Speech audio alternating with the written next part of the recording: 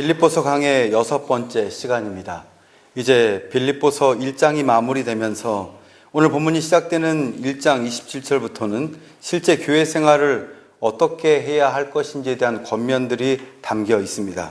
특별히 교회 내분을 겪고 있는 빌립보 교회 가운데 이를 극복하기 위한 권면을 해나가는데 필요한 말씀들이 들어있는데요. 이것이 빌립보서의 두 번째 주제입니다. 우리는 앞선 내용들에서 감옥에 갇혀있는 바울 사도가 오히려 감옥 밖에 있는 성도들을 위로하고 그들에게 기뻐하라고 권면하는 것들을 보았습니다. 왜 이었습니까? 그의 육체는 감옥에 갇혀있지만 그의 영과 그의 믿음은 감옥이 아닌 주 되시는 그리스도 안에 있었기 때문입니다. 세상의 감옥은 그의 육은 가둘 수 있었지만 그의 영은 가둘 수 없었던 것입니다. 우리가 비록 이 땅 가운데 살고 있지만 우리에게도 동일하게 적용할 수 있기를 원합니다. 우리의 매힘이 세상이 아니라 평강의 왕이시요 만왕의 왕 되시며 주 되시는 오늘도 사랑이 한량없이 많으신 그리스도 예수가 될 수 있기를 주님의 이름으로 축복합니다. 이것이 그리스도 예수 안에 있는 신비입니다. 병원 신방을 하다 보면요, 위로를 주러 갔다가 오히려 위로를 받고 돌아오는 경우가 참 많이 있습니다. 암이 걸렸고 뜻하지 않은 질병으로 인해 참 많이 고생하고 있어서 어떤 위로를 줘야 할지 고민하고 기도하고 찾아가면요, 의외로 목사님 저는 아무렇지도 않습니다, 그럼에도 불구하고 감사합니다라고 말하는 성도들을 만나게 되는데요.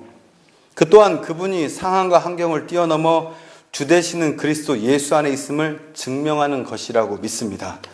우리의 삶의 매사에 우리가 주 되시는 예수 그리스도 안에 있을 때 세상이 맬 수 없음을 증명하는 것이 오늘도 우리의 은혜입니다.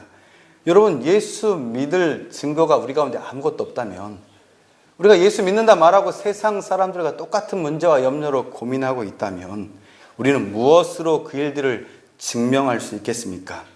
여전히 문제는 우리 앞에 있습니다. 예수 믿는다는 것을 그저 기복신앙으로만 믿으면 그 문제가 해결되면 감사하고 그렇지 않으면 실망하고 낙담하지만 지금 바울 사도가 누리는 이 기쁨을 우리도 맛볼 때 참 소망 되시는 그 주님과의 교제가 분명하여 우리가 그 주님 안에 있을 때 그 문제가 지금 당장 해결되지 않아도 기뻐할 수 있는 것입니다. 감사할 수 있는 것입니다. 이것이 신앙의 신비이며 이것이 기적이고 이것이 예수 믿는다는 증거입니다. 저는 소원합니다. 우리가 감정에 취하고 복만을 바라는 1차원적인 종교인이 아니라 예수 그리스도를 삶에서 누리고 동행하시는 그분으로 인하여 우리가 좋아하는 찬송가의 가사처럼 높은 산이 거친 들이 초막이나 궁궐이나 내 주 예수 모신 곳이 그 어디나 하늘나라 아멘, 이렇게 찬송하고 이렇게 믿고 바울 사도처럼 이렇게 기쁨 가운데 거하는 믿음의 삶을 누리는 은혜가 있기를 주님의 이름으로 축복합니다. 이제 오늘 본문에서는 빌립보 교인들에 대한 관심이 그 중심이 되고 있습니다. 오늘 본문은 오직이라는 말로 시작하고 있는 것들을 볼 수 있습니다. 이 오직이라는 단어는 원어에서 모논이라는 단어가 사용되고 있는데요, 이 단어의 뜻은 다른 것은 있을 수 없이, 다른 것은 관계없이, 대체 불가능한 이런 뜻을 가지고 있습니다. 단호함이 담겨있는 단어입니다.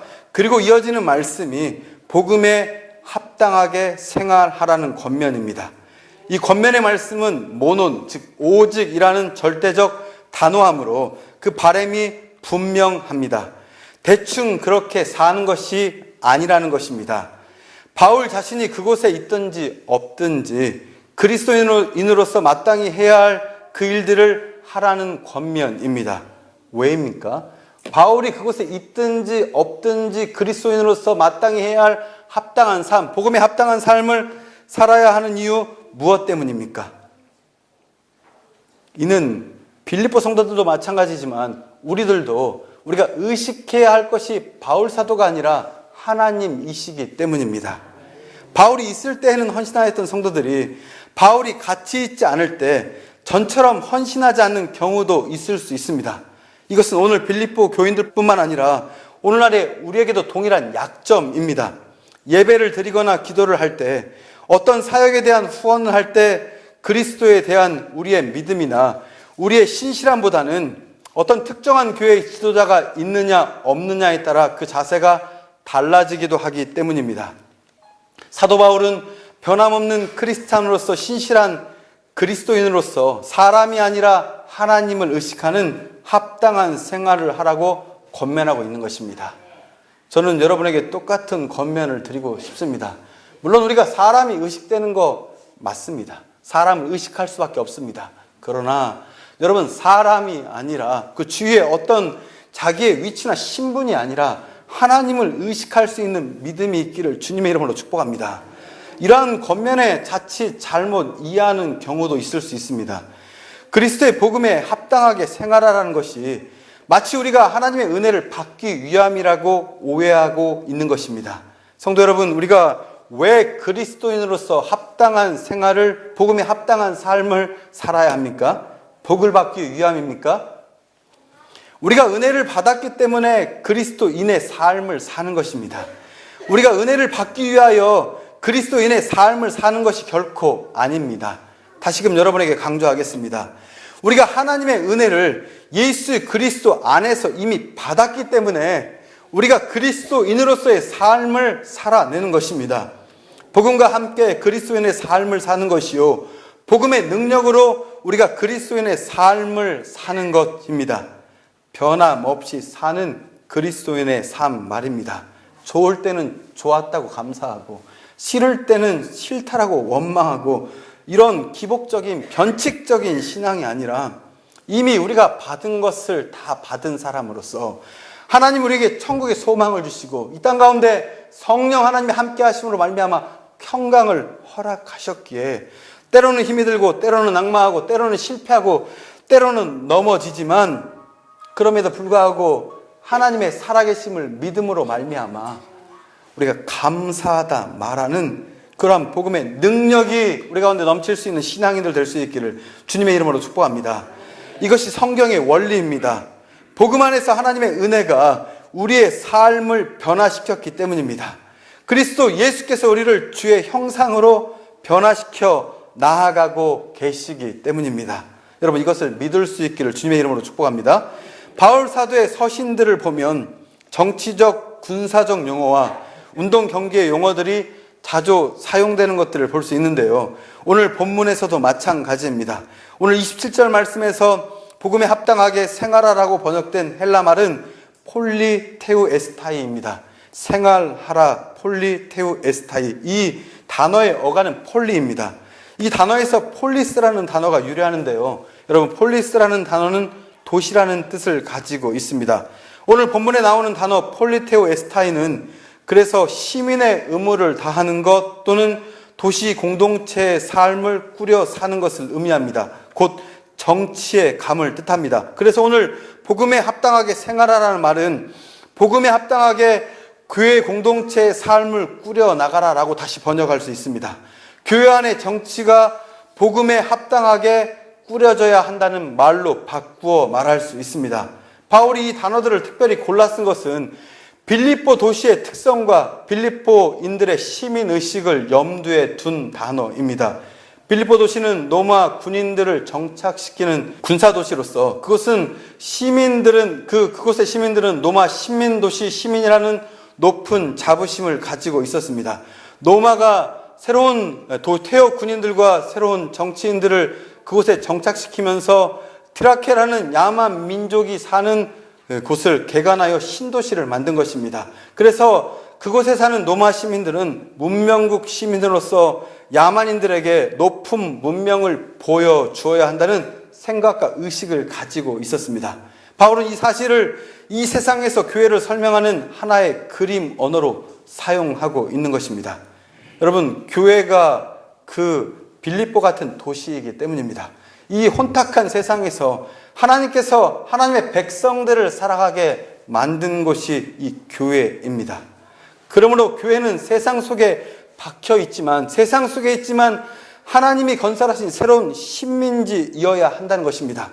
그러므로 그리스도인들은 이 세상의 시민이라는 그러한 의식이 아니라 하나님의 시민이라는 자부심으로 살아야 할 줄로 믿습니다. 이것은 강해를 통해 보겠지만 뒤에 바울 사도가 빌립보서 3장 20절에서 한 번 더 이것들을 언급합니다. 하늘의 시민권이라는 표현을 쓰면서 우리가 이 땅에 살고 있지만 이 땅에 속하고 있는 사람이 아니라 우리의 본향이 하늘임을 기억해야 한다. 우리가 빌립보 사람들이 빌립보에 살고 있지만 그들이 로마의 시민권자임을 잃어버리지 않았던 것처럼 우리가 이 땅에 살고 있지만 우리가 하늘의 시민권자로서 하늘의 시민권의 특권들과 우리가 이 땅에 보여야 될 분명한 자부심이 있어야 함을 보여주고 있는 단어입니다. 복음은 하나님 나라의 법이라고 바꿔 말할 수 있습니다.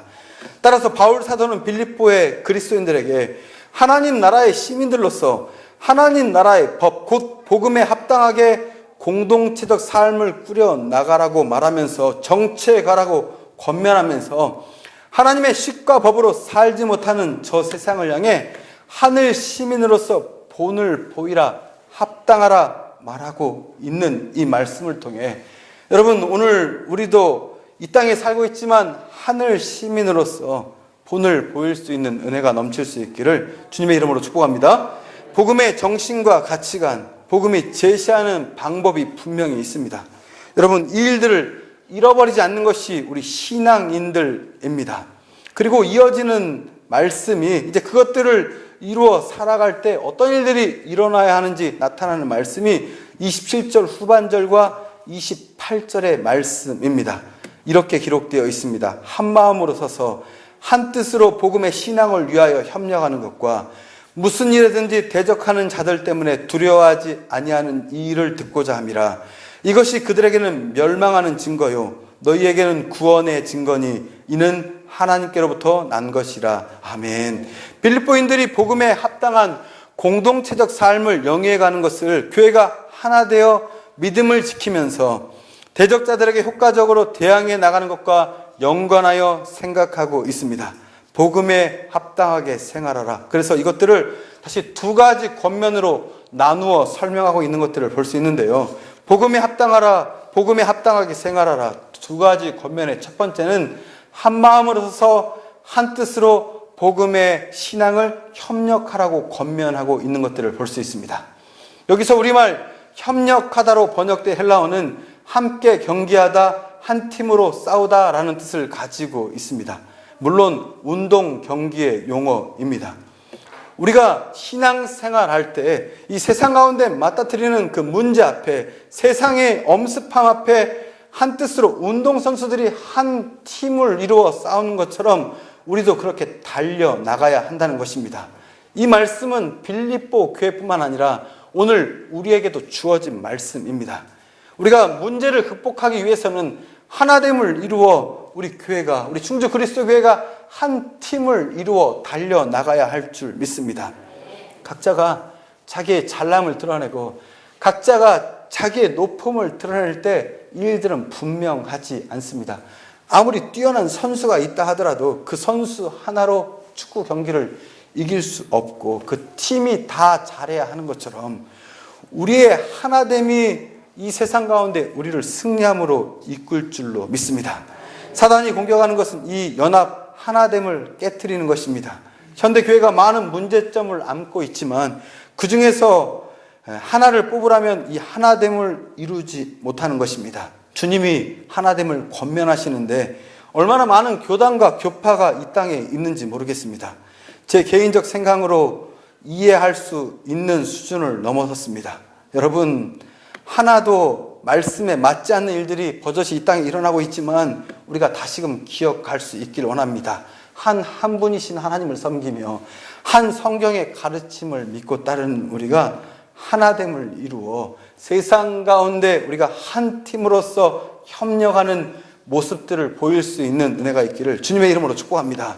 많은 말씀들을 들었을 것입니다. 많은 권면들이 우리 가운데 있을 것입니다. 그러나 우리가 계속적으로 하나 되지 못하는 이유는 다시금 말씀드리지만 우리가 교만하기 때문입니다. 서로 사랑할 수 있기를 원합니다. 서로 아껴주고 서로 이해하고 서로 위해 줄 수 있기를 원합니다.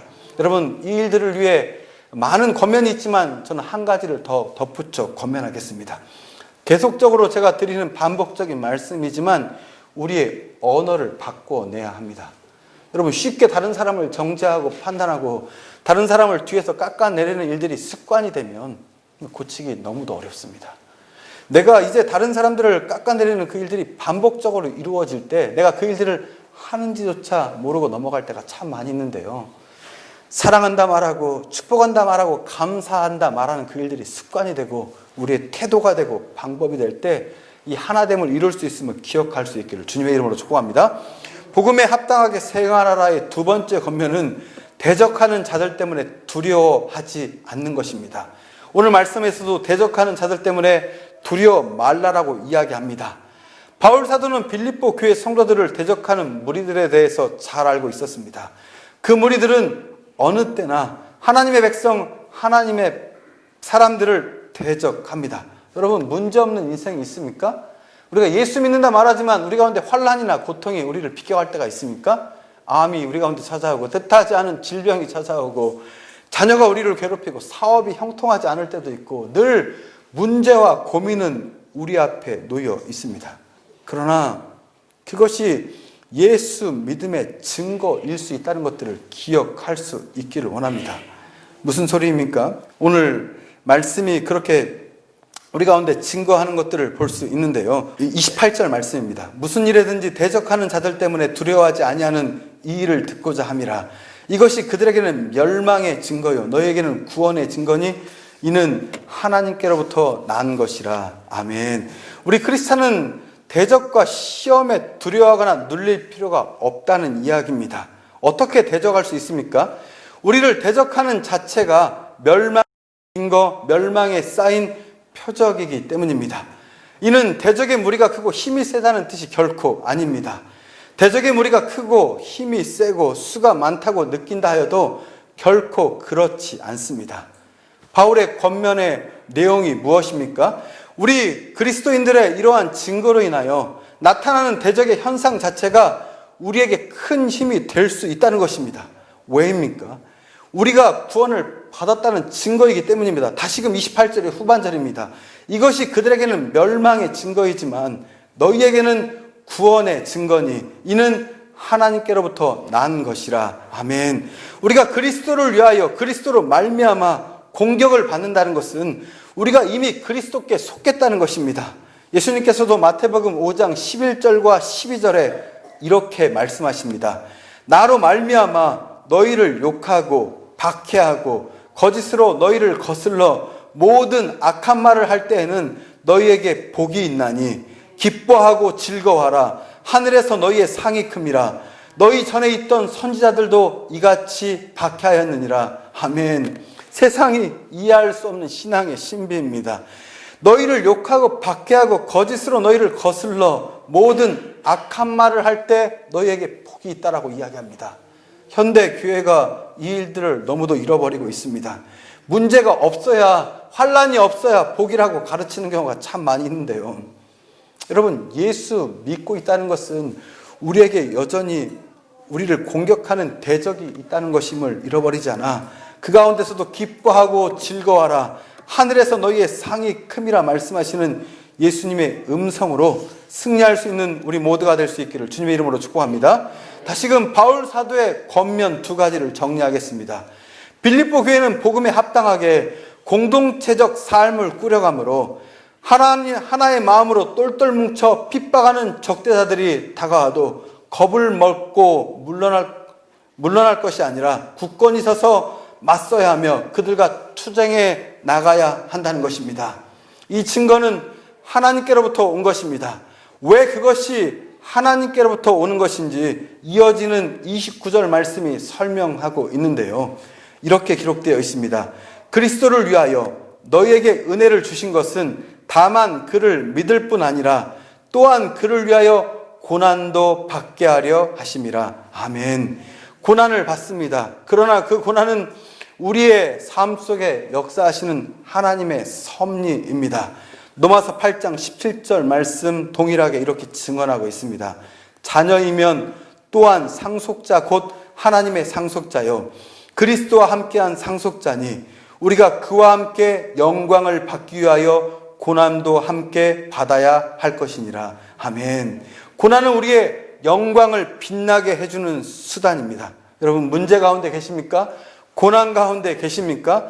그것을 통하여 하나님께 영광을 돌릴 수 있기를 주님의 이름으로 축복합니다. 로마서 5장 2절에서 4절은 또한 이렇게 우리 가운데 증언합니다. 또한 그로 말미암아 우리가 믿음으로 서 있는 이 은혜에 들어감을 얻었으며 하나님의 영광을 바라고 즐거워하느니라. 다만 이뿐 아니라 우리가 환난 중에도 즐거워하나니 이는 환난은 인내를, 인내는 연단을, 연단은 소망을 이루는 줄 알미로다. 아멘. 여러분, 이 깨달음이 저와 여러분 가운데 있기를 주님의 이름으로 축복합니다. 우리가 환난 중에도 즐거워하여 환난은 인내를, 인내는 연단은, 연단은 소망을 우리 가운데 줄 줄로 믿습니다. 그 문제를 뚫어내기 위해 아파하고 괴로워하고 기도하고 이것이 신앙임에 분명하지만 여러분, 때로는 그 일들이 우리 가운데 소망이 되고 축복이 될 수 있음을 기억하여서 지금 주어진 환난 앞에, 지금 주어진 문제 앞에 좌절하거나 낙담하는 것이 아니라 그리스도의 영광이 있음을 믿고 승리함으로 나아갈 수 있기를 주님의 이름으로 축복합니다. 그래서 30절 마지막 말씀은 이렇게 우리 가운데 말씀합니다. 너희에게도 그와 같은 싸움이 있으니 너희가 내 안에서 본 바요 이제도 내 안에서 듣는 바니라. 아멘. 빌립보 교회에게 한마음으로 적대자들에게 대항하고 그 과정 중에서 핍박의 고난을 자신들이 구원받아가는 과정으로 여기고 달게 받으라고 권면하는 말 끝에 이 말을 덧붙이는 이유는 그들의 투쟁과 고난이 유독한 것이 아님을 말해주려는 것입니다. 바울 자신도 고난을 받았고 많은 믿음의 선질도 고난 받았음을 동병상련의 심정으로 바울 사도가 오늘 위로를 주고 있고 더 나아가 그들도 자신과 같이 고난 속에서 믿음의 싸움을 지속해 가라고 권면하고 있는 것입니다. 오늘 말씀이 우리 가운데 동일할 수 있기를 원합니다. 하나님이 오늘 이 말씀으로 우리의 영을 새롭게 할 수 있기를 원합니다. 이 영 가운데 문제 많았던 빌립보 교회가 승리했던 것처럼 우리도 이 말씀 앞에 힘을 낼 수 있고 이 세상을 살아갈 수 있기를 원합니다.